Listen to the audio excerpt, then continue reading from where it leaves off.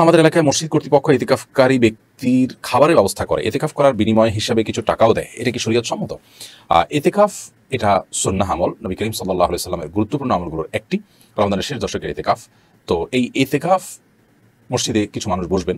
যদি এলাকাবাসী ইতিকাফকারী ব্যক্তিকে টাকা দিয়ে বসান, তাহলে সেক্ষেত্রে সেটা এলাকাবাসীর বসানোটাও গুনাহ হবে। আর যে ইতিকাফকারী ব্যক্তি টাকা দিচ্ছেন ইতিকাফ করে, তিনিও গুনাহগার হবেন। হ্যাঁ, খাবারের বিষয়টা হলো যে তিনি বাহির থেকে এসেছেন বা তার বাসা থেকে খাবারের ব্যবস্থা নাই, কিংবা ব্যবস্থা থাকলেও অন্য কেউ মেহমানদারি করতে চাচ্ছেন স্বেচ্ছায়, জাস্ট মেহমানদারি হিসেবে, সেটা কোনো বিনিময় হিসেবে নয়, তাহলে সেটা তো জায়েজ হতে পারে। কিন্তু যদি পারিশ্রমিক দেওয়া হয়, তাহলে সেটা দেওয়া এবং নেওয়া উভয়টি নাজায়েজ এবং গুনাহের কথা। কারণ ইতিকাফ একটা নিরেট ইবাদত, আর ইবাদতের বিনিময় গ্রহণ করা এবং বিনিময় দেওয়া উভয়টি কিন্তু গুনাহের কথা। সেই জায়গা থেকে আমাদের সমাজে অনেক এলাকাতেই মসজিদে ইতিকাফ করার জন্য লোক খুঁজে পাওয়া যায় না। খুব দুঃখজনক একটি অধ্যায়। সেজন্য টাকা দিয়ে অনেক সময় লোক বসানো হয়। সেটি কোনো অবস্থাতেই এলাকাবাসীর ইতিকাফের দায় থেকে তাদেরকে মুক্ত করবে না, বা ইতিকাফের সুন্নাত আদায় হবে না, বরং উল্টা গুনাহের কারণ হবে।